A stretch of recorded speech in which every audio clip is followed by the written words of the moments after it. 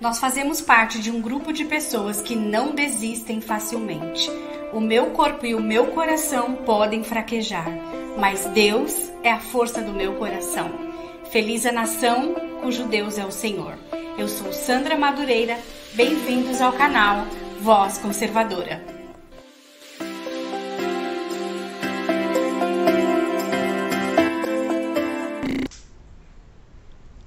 Olá, boa noite, bem-vindos à nossa live. Hoje é 17 de janeiro de 2022, aproximadamente 20 horas. Eu sou Sandra Madureira e esse é o canal Voz Conservadora.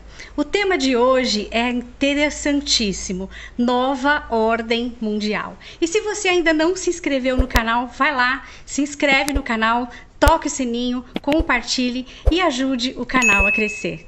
Nesta noite eu tenho como convidado um amigo, Alexandre Costa. Tudo bem, Alexandre? Tudo bem, boa noite. Como você está? Graças a Deus, bem. Que bom que você chegou bem aqui. Alexandre Costa é um amigo querido, ele é empresário na cidade de Peruíbe, bacharel em teologia, é cristão, conservador, ele tem uma experiência na Polícia Militar por 8 anos e é pai de 3 filhos. Gabriel, Mateus e a princesa Helena. É isso mesmo? É isso mesmo. Que bom. Parabéns, viu, Alexandre? Eu tô muito na expectativa, assim, com esse tema, sabia? Nova Ordem Mundial. Já vou começar te perguntando aqui.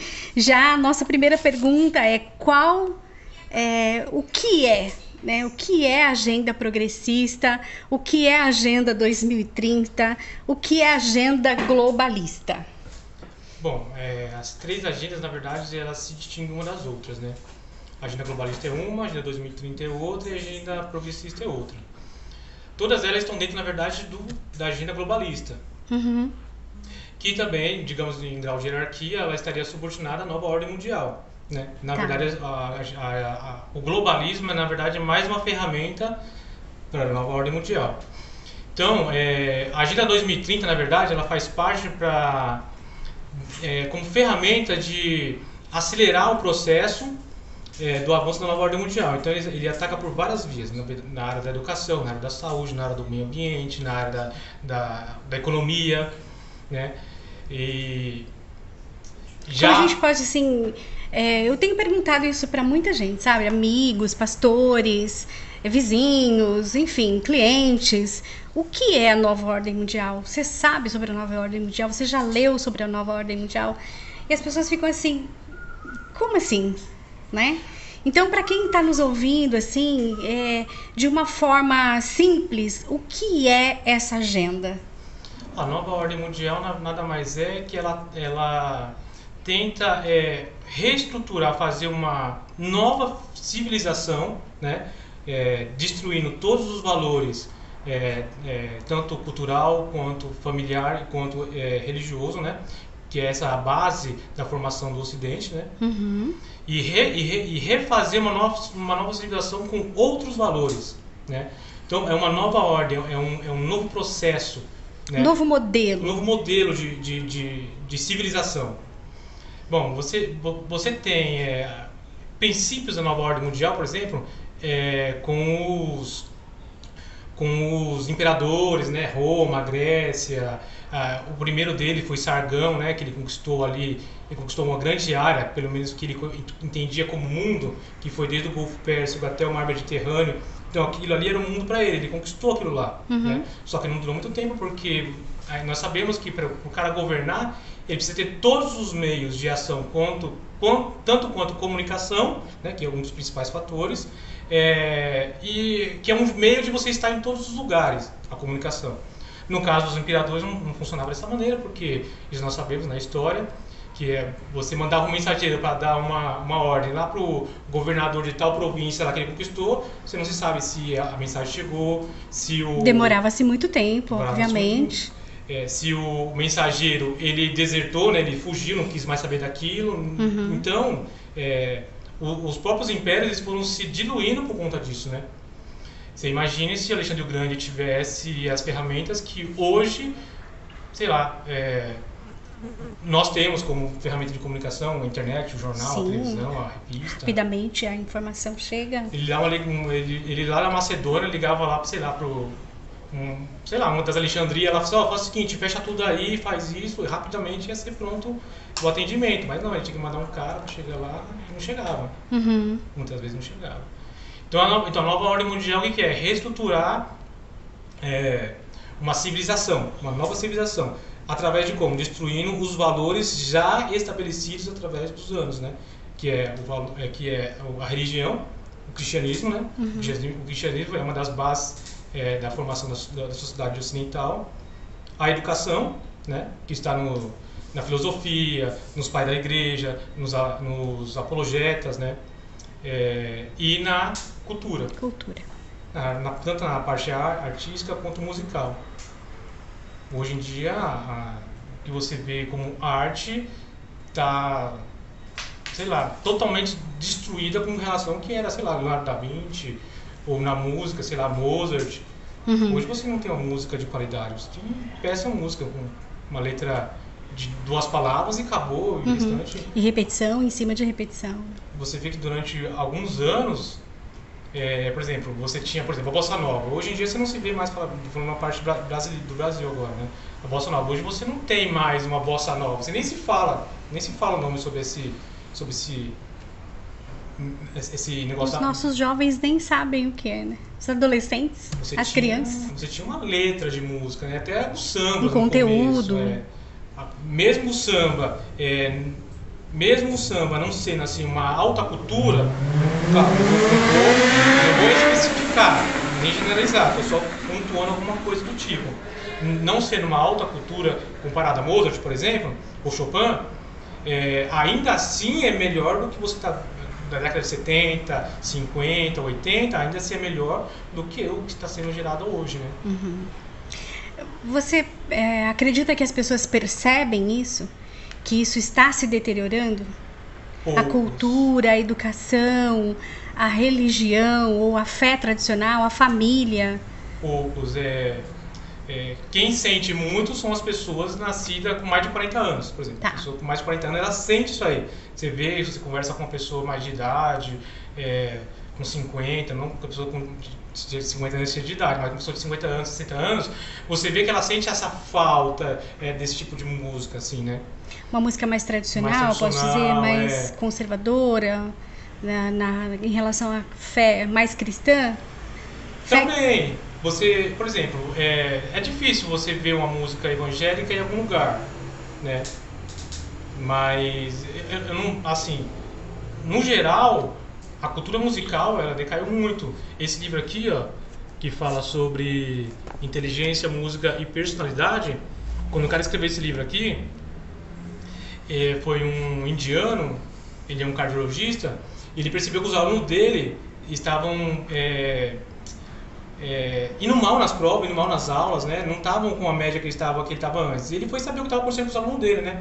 Então o que ele fez? Ele se enturmou lá, né? Se enturmou na turma, foi ouvir os seus próprios alunos.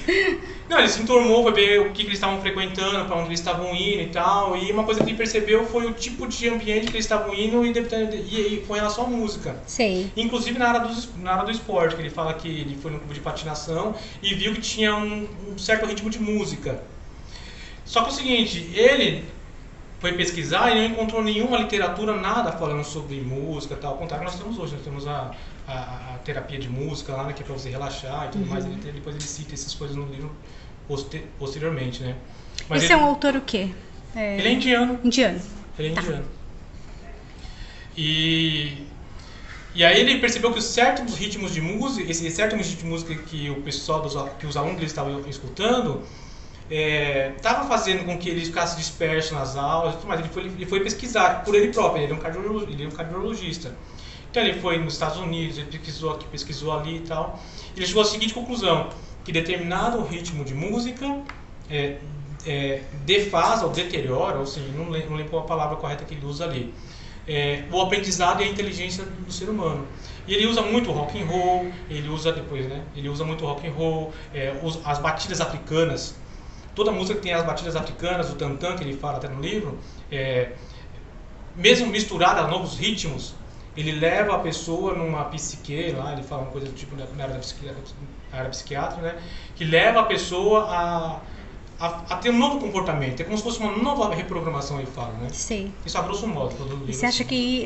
eu vi que você trouxe bastante livros, né? Isso é muito bom, significa que você lê muito, né? Eu sei que você é um estudioso. E eu quero aprender contigo aqui hoje, né?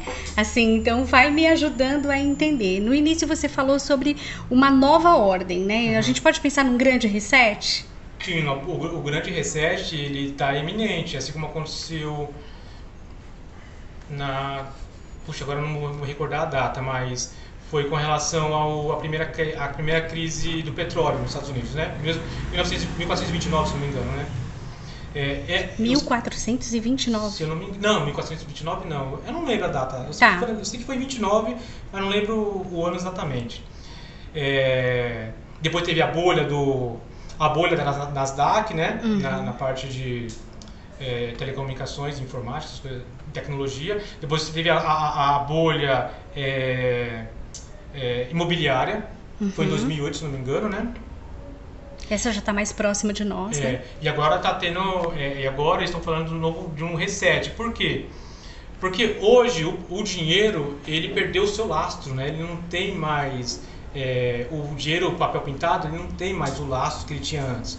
Hoje é tudo digital, né? Você fala muito em Bitcoin, você fala muito em Pix agora, né? Pix pra lá, Pix pra cá. O dinheiro... E o Pix chegou a quase toda a população, né? Se você pensar que nós estamos... O Pix alcançou pessoas muito simples, né? Então, por conta de várias coisas que têm acontecido, todo mundo hoje tem um Pix, tem uma conta digital, certo? E quem não dominava, né, a tecnologia já está conseguindo fazer algumas coisas. Isso significa que o dinheiro cada vez mais é de papel. Dinheiro de papel. E com relação ao lastro, o que acontece? Por exemplo, vou tentar explicar aqui o que é a relação do lastro do papel, né? O lastro do dinheiro pintado. Tem um documentário chamado Gringo, que é daquele cara que inventou o antivírus McAfee. Esqueci o nome do rapaz agora. E é um filme meio doidão assim, né? Mas ele conta um pouco da história dele. E como ele virou, da noite pro dia, bilionário. Sim. Foi através da especulação, né? Então o que acontece? Ele contratou lá uma agente lá, uma agente publicitária, digamos assim. Aonde ele fez uns negócios lá que não tinha nada a ver com antivírus, né? Era uma outra coisa que ele lançou no mercado. Então ele pintou os negócios lá e verde, amarelo e tal. Fez a publicidade total daquilo, foi uma publicidade bonita e vendeu aquilo lá. Uma coisa que não existe. E colocou no mercado. As ações subiram e da noite por dia ele virou bilionário, né? Com produto inexistente. Com produto inexistente, só na especulação. Sim. O que acontece? E é o que acontece? O que acontece com relação ao lastro e o reset? É o seguinte, muita gente comprou uma coisa que não existe. E ela vai querer o retorno disso aí. E da onde vai vir o retorno disso daí? Entende? E isso está virando uma bola de neve, está virando... Estou falando assim a grosso modo, não sou economista, não sou nada. Sim. Mas isso é o que o documentário diz lá, né? Sobre como eles se tornam bilionários noite por dia. E alguns comentaristas falam a respeito do reset. Inclusive o outro, meu xará, Alexandre Costa, que é que fez o livro lá, Nova Ordem Mundial e... Brasil e a Nova Ordem Mundial, e depois teve a segunda edição também, né? Ele fala muito sobre isso. Eu fico pensando, quantas pessoas será que estão nos ouvindo? Nós temos bastante gente aqui nos ouvindo. A Beatriz, a Carolina, a Eusani Monteiro, o Cláudio, a Idelma Santos. Boa noite, Idelma. Muito bem-vinda aqui à nossa live.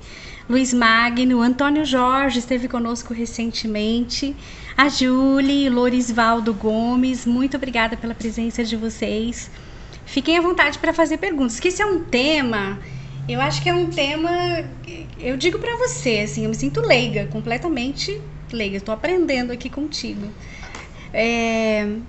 Quando você fala, quando as pessoas ouvem o grande reset, o que você acha que causa nelas? Medo?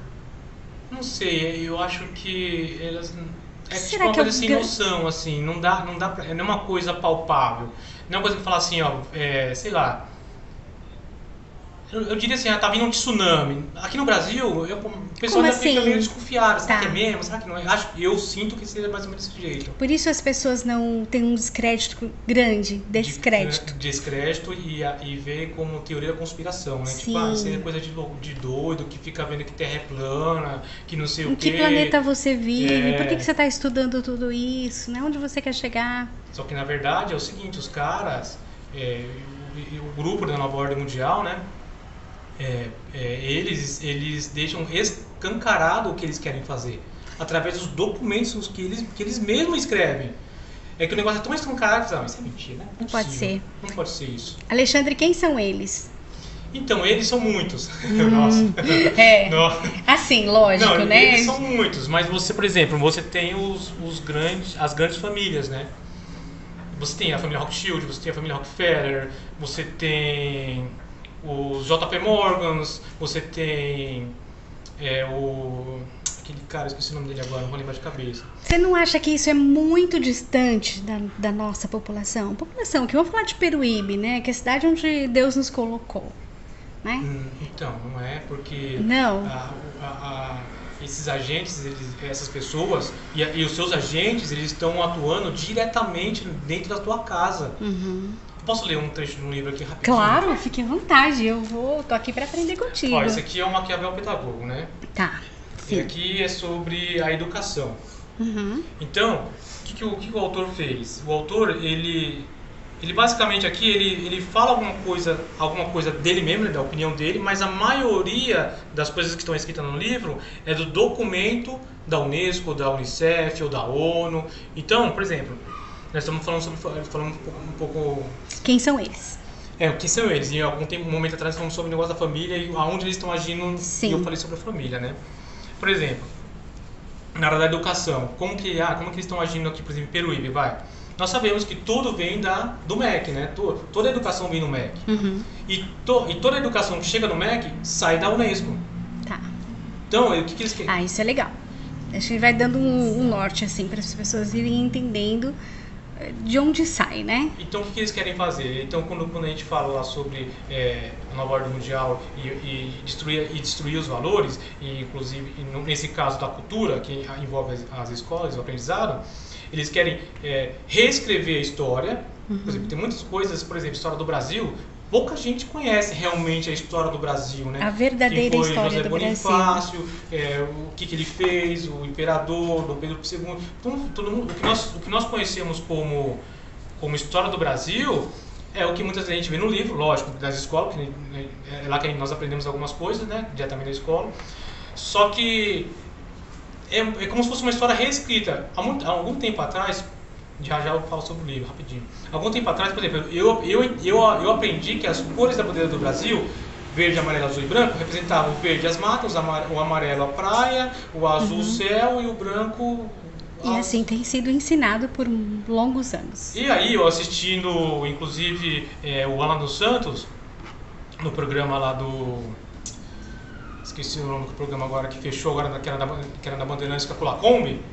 E ele falou assim, não, e depois foi pesquisar realmente, né? Porque também a gente tem que... Né, sim, não é tudo que a gente vai ouvindo que vai acreditando, né? Tem que ir uma pesquisa. Pesquisar pra ver se... E ele falou assim, as cores verde e amarelo, na verdade, a verde representa a família... A cor verde representa a família Orleans e Bragança, e a cor amarela representa a família Habsburgo, que foi da princesa que veio e casou com Dom Pedro, que veio da Austrália, da Áustria, né? Representa essa família. Então, fica uma coisa assim, tipo, mas as verde, amarelo, azul e branco, não é. Uhum. Então, isso é reescrever na história. E com relação ao que esse livro está dizendo com relação à escola na família, ele diz o seguinte, ó. Aqui ele vem dizendo algumas estratégias que ele usou para poder quebrar os valores das crianças, tradicional de família, né? Por exemplo, não roubar, não bater no amiguinho, não xingar a professora. Os princípios e valores. Básico, né? Então, o que eles fazem? Na escola, eles ensinam outros valores, né? Só que quando as crianças voltavam para casa, elas barreiravam com os valores dos pais. Confrontavam com a família. E eles falavam, mas o que nós vamos fazer com relação a isso? Como que nós vamos quebrar essa outra barreira? E eles escreveram. Ele colocou assim, eu vou ler aqui, ó.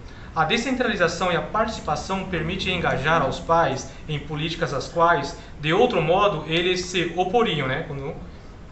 Voltaremos a esse tema no capítulo posterior, que ele fala aqui, né? Aí ele coloca aqui a parte que o documento fala. Destacamos somente que o nível pré-escolar, uma educação que privilegie os aspectos efetivos e que, não obstante, forneça o conhecimento de certos dados e noções elementares, deveria ser parte do processo educacional. Por sua vez, as diversas formas da educação extraescolar, particularmente os programas educativos difundidos pela mídia, poderiam contribuir para a neutralização da transmissão familiar dos preconceitos. Unesco, 4ª Conferência dos Ministros da Educação.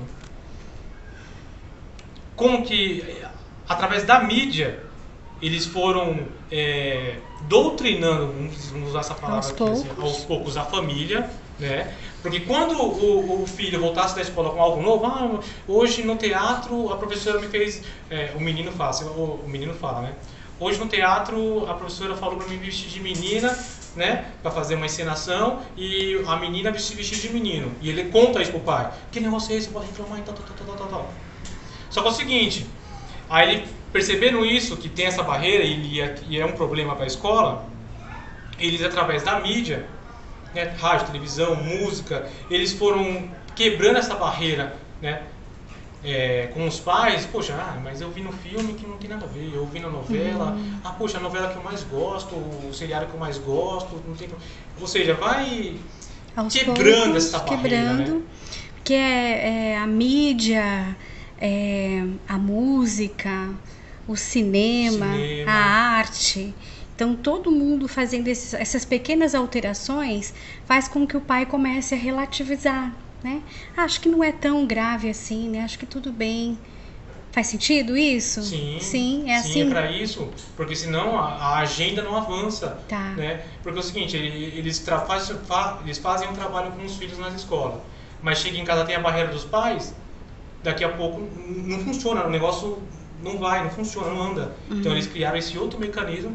Poxa, basta a gente ligar a televisão hoje, a gente vê isso aí, né? Cenas de lascívia, que eu próprio, né, já falava lá em década de 90, né? Cenas de lascívia, de sexo explícito na televisão e não sei o que lá. Isso, ele falava sexo explícito na televisão, isso em 90, imagine hoje. 1990. Quando ele foi candidato em 89, né? Então, essa é uma das formas de controle, né? E tem mais, que ele fala sobre a religião, como que eles também têm que quebrar a forma de ensinamento religioso. Esse livro conta um pouco sobre isso aí também. Isso na educação. Na cultura, você trouxe alguma coisa assim em especial? Alguma curiosidade? Na cultura, basicamente também a educação, né? Aí seria aqui também a música. Tá. Aí você... que aqui não vai ter mais nada falando sobre alguma outra parte da cultura, né? Aí você vai ter esse livro aqui que fala sobre uma religião universal, né? Uma única religião, a UNI, né? Os métodos que eles estão usando, né? Através da teologia da prosperidade, a teologia da libertação, a teologia, o coach cristão. Sei que tem um divisor de águas aí no meio. Tem gente séria fazendo coisa séria, né? Então, esse aqui que fala sobre o Império Ecológico, do Pascal Bernardin, que é o mesmo autor do Maquiavel Pedagogo, né? E aqui ele aborda o assunto sobre como eles estão agindo na área na área da ecologia, do meio ambiente, para poder avançar a agenda também. Você vê que a agenda ela alcança todos esses trâmites, né? Da família, educação, fé, meio ambiente, ecologia. E o que eu percebo é assim que até dentro das igrejas, né, Alexandre? Nem falo só da igreja protestante, mas igreja católica, outros segmentos. As pessoas, os líderes religiosos, não percebem muito, ou se percebem, você acha que eles fazem com consciência? Ou...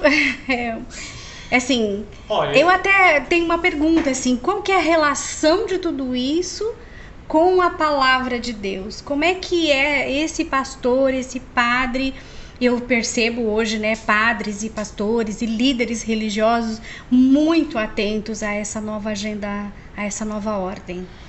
assim, eu percebo que tem líderes estudiosos, Não, você mas tem. que não tem muita voz. Você tinha no campo católico, eu conheço um, que é o padre Ricardo, né? Que é um dos que Que é o padre Ricardo.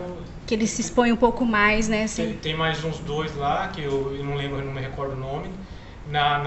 Agora na parte protestante, fala-se muito do Augusto Nicodemos, mas eu, assim, quem sou eu para falar? Eu fico com o pé atrás.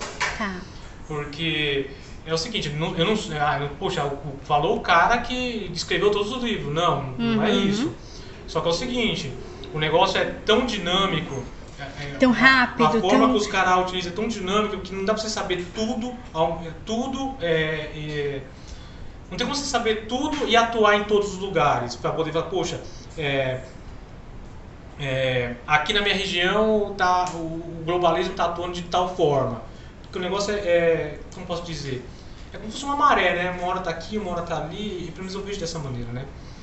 Então, vendo aqui pelo menos em Peruíbe, eu não consegui ver nenhum pastor, falo com convicção, nenhum pastor para poder falar assim, poxa, tocando no assunto, uma pregação. Não, minto. Eu vi um pastor falando, inclusive, eu não vou falar o nome do pastor, lógico, para preservar o nome dele, mas inclusive ele me surpreendeu porque a pregação dele, o início da pregação dele, lógico, foi só uma passagem rápida, foi quando tinha um outro pastor lá de Minas Gerais e ele estava sendo perseguido pela OAB por conta, não sei se é por conta do negócio do Covid e tal, né? E ele estava sendo perseguido e ele falou lá, pessoal, vamos orar para esse pastor porque ele está sendo perseguido, tá acontecendo isso. Eu falei, caramba, eu nunca vi ninguém comentando sobre esse assunto. Com esse entendimento. É um pastor que, pelo menos ao meu ver, ele procura saber o que está acontecendo. Você acredita que os políticos, eles têm esse entendimento? Olha, eu vi as lives de alguns e talvez um ou dois. E a agenda avança. Eu falo dos políticos de Peruíbe, né? Sim, estamos falando da cidade, mas de um modo Brasil, assim, né? De um modo Brasil. De um modo Brasil, não. Eu vou falar um pouco do Bolsonaro aqui, da minha visão. Tá. Eu voltei no Bolsonaro, fui bolsonarista, você viu, né? A gente conversou um pouco, entusiasta, poxa, defendi o Bolsonaro até aonde eu vi que não era mais para me defender. Por quê? Porque eu comecei a perceber que o cara, ele tava meio fazendo o jogo do PT, o jogo que sempre foi jogado. Eu sei que tu não vai falar assim, eu sei que não tem nada a ver com o negócio, só um parênteses aqui, rapidinho, sim, tá? fique à vontade. Bem rápido. Eu sei que, poxa, mas aí ele fez acordo com o Centrão, mas se ele não conseguir apoio, ele não vai conseguir governar. Mas pouco importa. Pessoal, o meu jeito é esse. Eu quero governar assim. Eu fui eleito para governar assim. Eu não posso... Entende? Então, se eu não estou governando, então, pessoal, eu vou sair. Porque, você está vendo? Eu tentei, eu expulso todo mundo, né, que foi o que o Olavo uma vez falou para ele. Ele falou o seguinte, torna público o que você está fazendo. Usa o seu horário nobre na televisão e torna público. Não só nas lives, porque nas lives você consegue 29 mil, vamos colocar 30 mil. 30 mil. Mas no Brasil inteiro, através da própria Globo, você vai conseguir muito mais. A gente não sabe como que é fácil ou difícil governar dali, né? E a rapidez que também a agenda avança e todas as dificuldades que esse político encontra, né, para governar. Eu vejo que a agenda, ela caminha a passos largos. E rápido. E é isso. Muito rapidamente. O que eu percebo? Que quase como a gente não conseguisse mais ter um limite ali para paralisar essa agenda. Ou seja, ela vai acontecer, né? Ela vai avançar. Porque é bíblico, né? Porque é bíblico. Era essa a pergunta. O que toda essa agenda globalista e também, se você não se importar, a gente pode falar um pouquinho sobre as 23 ODS, né? Para quem está nos ouvindo aqui, que não sabe o que são as 23 ordens, elas são os 23 Objetivos de Desenvolvimento Sustentável. Não tem muito tempo, houve uma exposição ali na frente da Esplanada, em Brasília, com os 23 globos, cada globo com a sua ordem, né? As 23 ODS. Você pode falar um pouco disso? Posso. Eu não conheço muito sobre a ODS, mas assim, o que nós temos da ODS é o seguinte, eu vou falar de algumas que eu me lembro agora, que é o objetivo de erradicação da fome, né? Na parte econômica, ecologia sustentável, só que e as outras que eu não... Até não puxar São muitas bandeiras, né, de defesa desse desenvolvimento sustentável. São objetivos, são 23 objetivos que aparentemente parecem bons. Olha, erradicação da pobreza, fome zero, saúde e bem-estar, educação e qualidade, igualdade de gênero, água potável e saneamento básico, energia limpa e acessível, trabalho decente e crescimento econômico. Bom, igualdade de gênero já fala por si só. Quando você olha essas ordens, né, e eu não sei você que está nos ouvindo, se alguma vez você conseguiu, se você ouviu falar sobre isso ou não, eu sugiro que você pesquise sobre isso.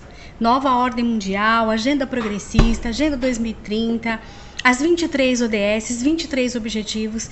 A pergunta que eu te faço, Alexandre, quando você olha para essas ordens, elas aparentemente parecem boas. Sim, tudo vem... São boas? O princípio, sim, né? Poxa, igualdade para todo mundo, né? Tipo, erradicação da fome, ninguém vai passar mais fome no mundo. Poxa, uma ecologia sustentável, onde você não vai poluir mais o ambiente. Parece Nossa, só que... Um universo lindo e maravilhoso. Só que por trás disso aí, na verdade é um cavalo de Troia, né? É um cavalo de Troia. Por exemplo, na parte... igualdade de gênero. Poxa, por que tem que ter igualdade de gênero? Igualdade de gênero de que sentido? Gênero humano? Se for de gênero humano, beleza. Onde negros, brancos, pardos e índios são iguais. Mas não é nesse sentido. Com os mesmos direitos. Mas não é nesse sentido. E deveres. Parece, igualdade de gênero. Gênero que humano? Então beleza. Não, é gênero de sexualidade, sexo. Então peraí, como assim igualdade? Como que um menino pode ser igual a uma menina? Em que sentido? No trabalho, na escola, no esporte? Porque agora você também tem... agora nas Olimpíadas você teve lá um homem trans, né? Competindo com uma mulher. E ganhando. E tudo bem. É óbvio que o cara vai ganhar, não tem nem o que discutir. Deus nos criou de formas diferentes, né? O homem e a mulher. Ele botou o hormônio feminino e tal, ele reduziu a sua masculinidade, a sua, sei lá, virilidade. Não, mas peraí, mesmo assim, biologicamente falando, o cara e essa pessoa ela vai ter mais força que a mulher em todos os sentidos. Sim. Mas aí o pessoal gosta, aplaude, não sei o quê. Não é assim. Agora... falando sobre as estratégias que a Nova Ordem Mundial traça, e eles escrevem, deixa isso explícito, como por exemplo eu acabei de citar para você o Maquiavel Pedagogo do Pascal Bernardin. Você tem o grão-mestre maçônico Albert Pike, em 1871, ele disse que para avançar a Nova Ordem Mundial, ele escreveu três cartas em 1871. De como deveria acontecer a Primeira Guerra, de como deveria acontecer a Segunda Guerra e de como deverá acontecer a Terceira Guerra Mundial. Ou seja, o pessoal está deixando claro, escrito, desenhado. Acredita só quem for cego mesmo. Quem a Bíblia diz, né? Quem tem ouvidos para ouvir, que ouça. Nós temos uma pergunta aqui chegando, Alexandre. Essas perguntas. Por que esse assunto não é discutido pelos pastores e governantes? É por falta de conhecimento ou por omissão das informações? Pois são pautas que deveriam ser bem discutidas com a população. Então, parte desconhecimento. Parte desconhecimento. E parte omissão. Por exemplo, você viu os discursos do Bolsonaro forte na ONU. Nunca nenhum governante, pelo menos, muito menos brasileiro, eu acho que eu não vi nenhum outro. Ele bateu de frente com relação ao comunismo. No primeiro discurso que ele fez, por exemplo, na ONU, ele falou sobre o comunismo e atacou, entre aspas, né, a Cuba, que o cara se levantou e foi embora. Depois, no segundo discurso, ele falou sobre a xenofobia. Xenofobia não, é a cristofobia. Cristofobia. Cristofobia. Depois, no terceiro, ele já não falou mais nada. Aí você vê a parte da omissão do cara. Mas não é omissão. Eu não acredito que nessa parte seja omissão. Eu acredito que nessa parte seja pressão dos grupos. Sim. Ó, ou você para de falar isso, ou a gente vai cortar crédito com você com o FMI, ou os investidores vão sair do Brasil. Vai perder a voz. Vai perder a voz, que é o que acontece. Perder a voz, né? Porque um estadista falar na ONU com aquele tom, né, que ele falou. E agora com relação aos pastores e tudo mais, em grande parte existe desconhecimento. Porque eu acho que a maioria dos pastores, acho que eles têm a mentalidade que tem que passar na pregação da igreja que somente Jesus. Não que eu seja assim, não que eu faça, você vai na igreja mas falar sobre Jesus, não é isso. Você tem que ir na igreja e escutar Jesus. Jesus é o nosso principal motivo, sim, lógico, né? Ele é da norte, nossa fé. Ele é o príncipe, ele é tudo. Sim, ele é tudo. Pedra angular é tudo. Só que é o seguinte, o pastor tem que ficar atento que as ovelhas estão sendo tragadas para o outro ambiente dentro da própria igreja. Tá. Por exemplo, uma coisa que eu fui numa igreja e eu ouvi isso do pastor, que não posso falar da igreja, não posso falar do pastor. Melhor mas não. Fui fazer uma visita. E ele pegou e o pastor falou assim, ó, de acordo com a diretriz da sede, não vou falar nem com as palavras dele, porque não vai identificar. Com as palavras assim, né, com vocabulário. O método de falar, né, tem tá. um jeito. Mas de acordo com a diretriz da nossa matriz, não faz parte, não estão de acordo com Deus aqueles que foram fazer a visita agora no período de pandemia. Eu fiquei com uma vontade, eu era novo, era visitante, mas da minha vontade ele levantava e falava, poxa, e Jesus Cristo quando teve o surto de lepra, ele falava para os apóstolos, pessoal, se recolhe todo mundo, vamos esperar, usem máscara. Pô, peraí, gente. O Jesus falou, visite os órfãos, as viúvas, os leprosos, vamos curar os leprosos. Inclusive. Ele saía e ia para o campo de batalha, e o que eu vi nas igrejas não foi isso. Uma ou outra, teve uma igreja lá no Nordeste, no Norte, se não me engano, esqueci o nome dela, ela entrou com uma liminar no Supremo, ganhou em alguns dias e depois perdeu. Depois perdeu. Porque ela falou assim, ó, o nosso trabalho é tão mais importante em ajudar os doentes, os órfãos, não sei o quê, aberta do que nós fechado, do que a gente fechado, né? Então aí durou algum tempo, aí depois veio outro do Supremo lá e embargou tudo, porque só aquela igreja ia ficar aberta. Mas pelo menos essa igreja fez alguma coisa. E as outras? Poxa, eu fico imaginando. E isso com relação ao novo ordem mundial é exatamente o que os caras querem.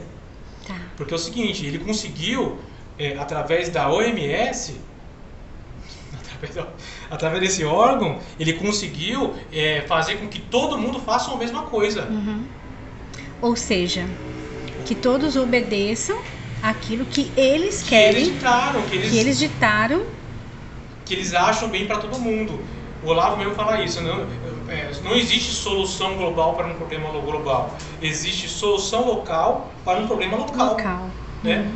O problema que acontece na casa de um indivíduo não é o que acontece na casa do outro indivíduo, mesmo tendo um filho da mesma idade, mesmo os pais também serem da mesma idade, mesmo os pais também trabalharem no mesmo emprego, os filhos estudarem na mesma escola, não é o mesmo problema. Então você não vai resolver o problema dessas duas famílias de uma solução só. Entendi. E é o que os caras fizeram. E com relação às igrejas, eles obedeceram. E o mundo obedeceu, Alexandre. Não, eu contei esse...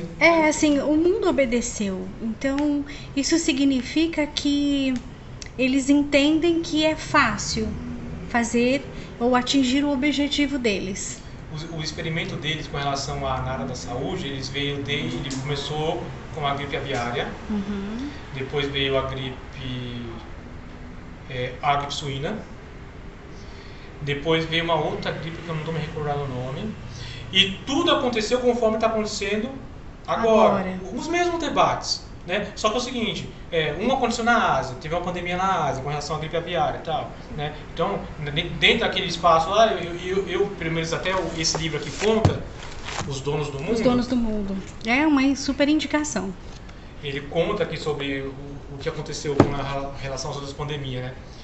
E ele fala, a mesma coisa que está acontecendo agora, toma, não toma, remédio disso, remédio daquilo, lá atrás aconteceu também. E lá atrás o pessoal na internet começavam a falar e também foram boicotados, também foram cortados os canais, também foram processados. A mesma coisa aconteceu. Só que agora é o seguinte, eu vejo que aquele princípio que aconteceu deu tão certo agora, porque lá ele foi um experimento. Bom, pessoal, aqui não dá para atacar muito porque tem tal coisa. Então quando a gente for fazer tal coisa, a gente, sei lá, tira isso em campo e coloca outra coisa para substituir. Isso nós estamos vendo aqui agora. Quem for ler esse livro aqui, ó, esse livro é super recomendado mesmo. Do mundo, super recomendado. Quem for ler esse livro aqui, verão que exatamente o que aconteceu lá atrás na outra pandemia está acontecendo aqui agora. É uma coisa assim, não é coincidência. É um fato. Faz parte de um plano. É um fato. Por exemplo, tem uma coisa, do Albert Pike aqui, que é o grão-mestre maçom. Ele escreveu as 3 cartas sobre como deveria acontecer para avançar a nova ordem mundial, né? Um dos aspectos seria a guerra. Ele escreve em 15 de agosto de 1871 para um outro rapaz chamado Mazzini. Deixa eu achar o nome dele aqui, não vou achar tão rápido. Mas ele escreveu o seguinte, ó: a Primeira Guerra Mundial deve ser deflagrada para permitir que os Illuminatis derrubem os czares do poder da Rússia, transformando este país na fortaleza do comunismo ateu. As divergências provocadas pelos agentes Illuminatis, entre os impérios britânicos e germânicos serão utilizados para fomentar essa guerra. No fim da guerra estará estabelecido o comunismo, que será utilizado para destruir os governos e debilitar as nações. Foi exatamente o que aconteceu, né?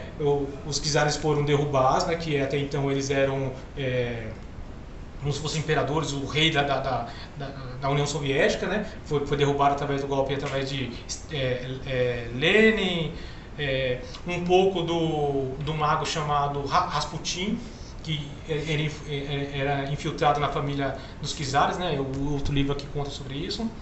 E ele fala sobre a Segunda Guerra Mundial. A carta de Pike explica a Mazzini qual seria o próximo passo. A Segunda Guerra Mundial deve ser fomentada na esteira das diferenças entre o fascismo e os sionistas políticos.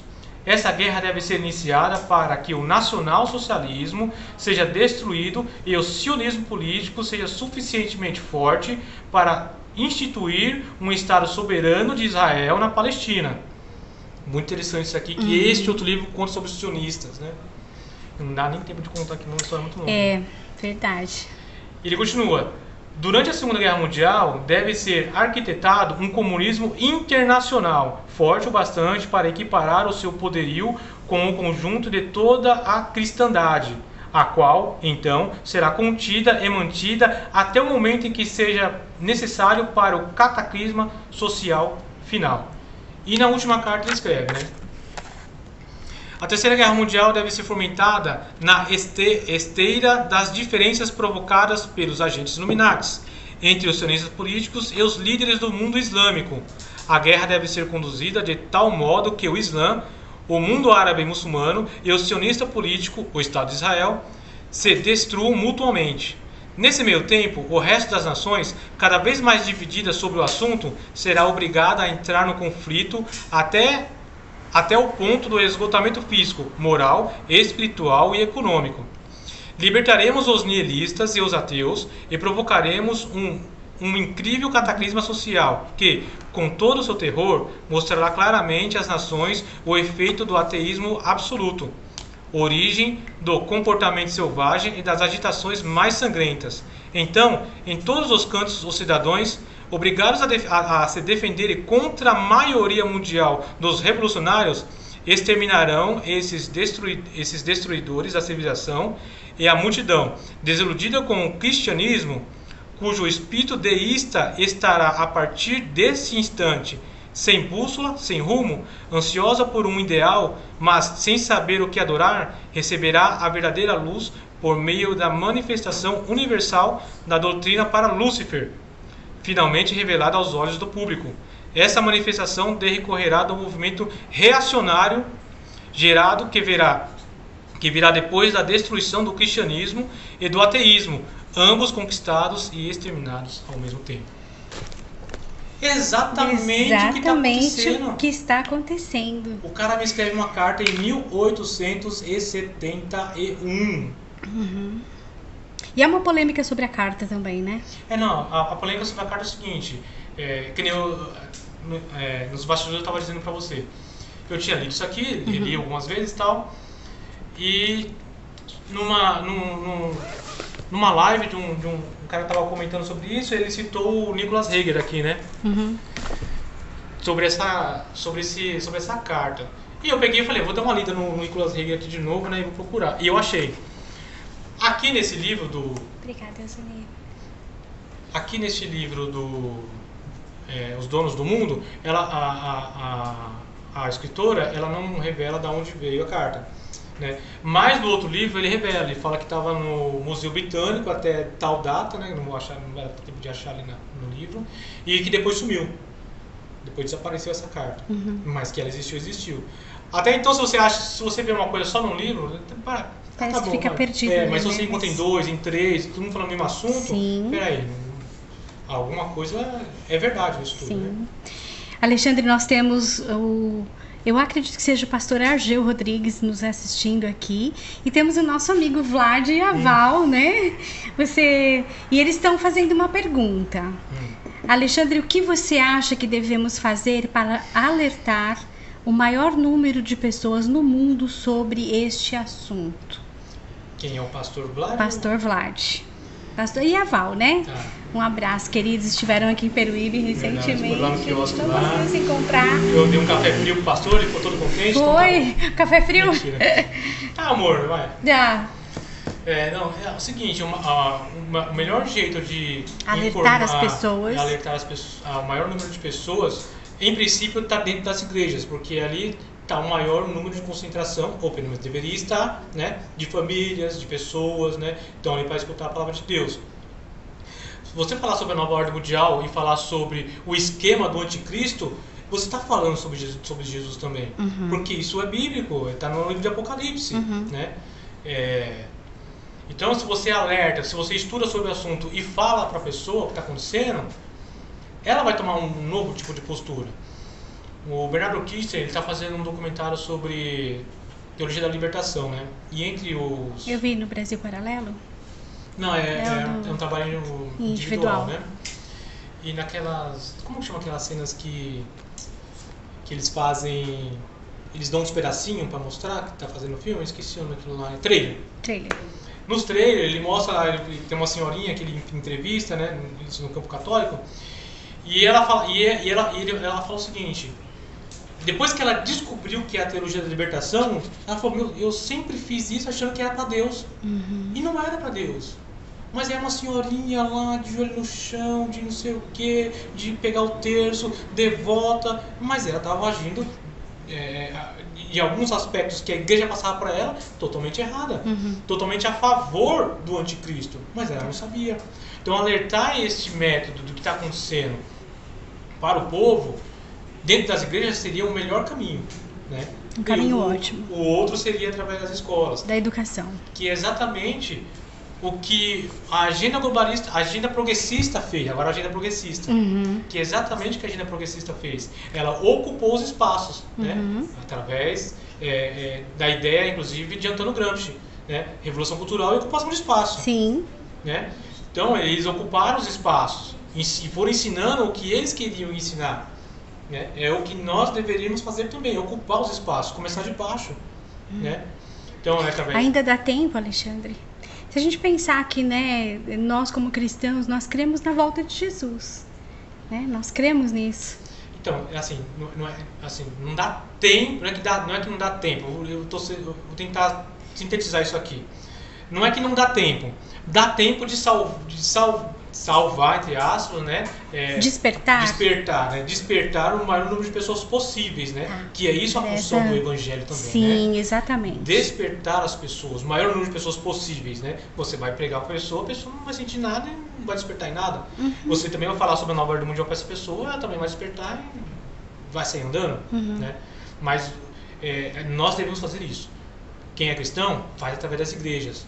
faz a célula, reúne o pessoal no encontro de família, no encontro de amigos, né? Sei que nesses encontros a gente não quer falar sobre muitos assuntos assim, porque a gente quer mais descontrair, contar uma piada. E o brasileiro gosta, né, dessa reunião familiar para se divertir, né? Mas... Então eu penso sempre em grupos de estudo, em células, em encontros, Sim. em reuniões. Células, reuniões. Debates, fóruns. Culto. O culto de domingo seria o melhor lugar. Porque é o seguinte, você está ensinando o seu povo. Tá. Né? A se prevenir. Olha, eu vou falar um negócio pra vocês, de novo. O que aconteceu com as igrejas com relação à máscara foi um absurdo. Como assim? Você tem medo de morrer? Então você tem medo da salvação? Você não sabe, você não tem certeza se você, quando morrer, vai pro céu? Uhum. Imagina se você estivesse lá na cova, lá no Coliseu dos Leões. Uhum. Você ia colocar uma máscara também? Colocar um negócio? Sim. Não, você não ia fazer isso. Glória, Leão, espera um pouquinho. Leão com medo, gente. Não, gente. Tira, pelo amor de Deus, né? Mas, olha, seja um cristão. Leia Seja forte, corajoso, destemido. O que Jesus fez? O que Jesus faria com a lepra? Faça. Uhum. Se eu sou um cristão, né? Entende? Diante do mar, né? Deus deu a ordem a Moisés, né? Marche. Sim. Marche. Seja forte, corajoso e marche. Eu até fiz eu escrevendo lá, né? Eu tenho uma ideia aqui, vou escrever. E com relação a isso, eu até publiquei nas redes sociais, né? Porque o povo ficou clamando a Deus. O exército egípcio vindo e o povo clamando no sentido bíblico de desespero, né? E aí Deus falou assim: Moisés, por que clamas a mim? Uhum. Por que você está me clamando? Vai, diga ao povo que ande. Uhum. Diga ao povo que marche, anda, faça a sua parte. Sim. Quando chegar a minha vez, eu faço, não se preocupe. Uhum. A parte de Deus ele sempre faz. Agora não, a gente quer... Deus, então... tipo assim, não que não devemos orar. Calma, gente, vamos lá, calma. Mas tudo é orar pra Deus e a sua parte você não faz, não. Uhum. Você não vai visitar as viúvas, você não vai visitar os órfãos, você não vai ajudar o mendigo, você não vai nada? Uhum. Porque tá com medo de ficar doentinho e morrer? Uhum. Então tá bom. Então. O medo foi uma estratégia, né? De Sim. aprisionar as pessoas e mantê-las da maneira como elas estão, né? Alexandre, eu gostaria de conversar sobre vários assuntos, né? Que a gente não falou aqui. Pandemia, vacinas, lockdown, uma série de coisas que eu sei que é um assunto muito amplo e difícil de tocar, porque Sim. A gente tem que ter um começo, meio e fim para que as pessoas possam começar a entender. Mas o meu convite a você foi que você pudesse trazer esse despertar, sabe, para as pessoas que estão nos ouvindo e que nos ouvirão posteriormente, esse despertar, falar assim, nossa, existe tudo isso mesmo? Isso é real? Deixa eu pesquisar ver se esse louco tá falando a verdade, pelo menos isso, né? Quem é esse maluquinho, esse cara aí, né, que diz que é empresário, já foi policial, quem é esse maluquinho? De onde saiu? De onde saiu esse rapaz? Um monte de bugiganga aqui falando que isso aqui pelo menos isso, já tá bom. Isso. Então, assim, eu queria que você fizesse aí, nós já estamos caminhando para os nossos minutos finais, mas eu gostaria que você fizesse as suas considerações, fazendo esse paralelo aí com a fé e com a nova ordem mundial, se você consegue fazer isso nesses minutos. E convidar, né, o povo aí a estar mais atento, a despertar essa curiosidade neles, de estudar, de pesquisar, eu digo até assim, olha, a gente não acredita em nós somente. Nós estamos aqui falando sobre algo que é real. Acreditem em nós, mas pesquisem. Sim. Começa lá no Google mesmo e uma coisa vai puxando a outra, né? Para que não pareça conspiração. Teoria da conspiração. Sim, né? Bom, a fé... a fé tem que estar em Jesus Cristo, isso é fato, né? E tentar se orientar pelos mandamentos de Cristo, né? Exatamente. Qual seria a postura dele diante de uma situação que nós vivemos hoje? O que ele faria, né? O que Jesus faria? O que Jesus faria, por exemplo, né? colocando uma situação de pandemia, por exemplo. O que Jesus faria, né? Você como cristão, né? E agora com relação a... bom, continuando na fé, bom, continuando na fé, a fé... Não me vem algo na cabeça agora aqui, vai te levar a esse caminho de descobertas? Descobertas, de Por exemplo, tem uma passagem da Bíblia que ele fala assim, peça conhecimento e Deus te dará conhecimento, né? E isso só vem através da fé. Se você tem fé em Jesus Cristo, tem fé em Deus, você vai pedir para Ele, né? Então peça conhecimento para Ele e Ele vai te abrir os horizontes, Ele vai te abrir os olhos. Trazer sabedoria. Trazer sabedoria. E agora com relação à nova ordem mundial, isso é fato, né? Os livros, os documentos, eu falo livro, mas são documentos, né? Os documentos dizem isso, né? O pessoal está dizendo o que eles vão fazer. Nós vamos invadir sua casa, nós vamos destruir sua família e fim de papo. Você não vai fazer nada, você não pode fazer nada, a gente não vai deixar você fazer nada. E é isso que está acontecendo. Eu queria também falar um pouco sobre esse livro. É forte isso, né?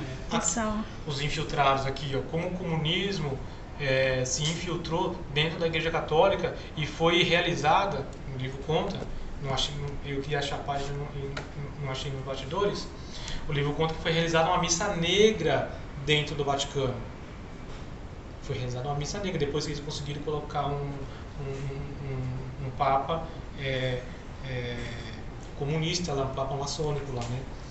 Foi uma teoria da conspiração total, né? O livro conta a articulação política que teve com relação aos Estados Unidos e tudo mais, né?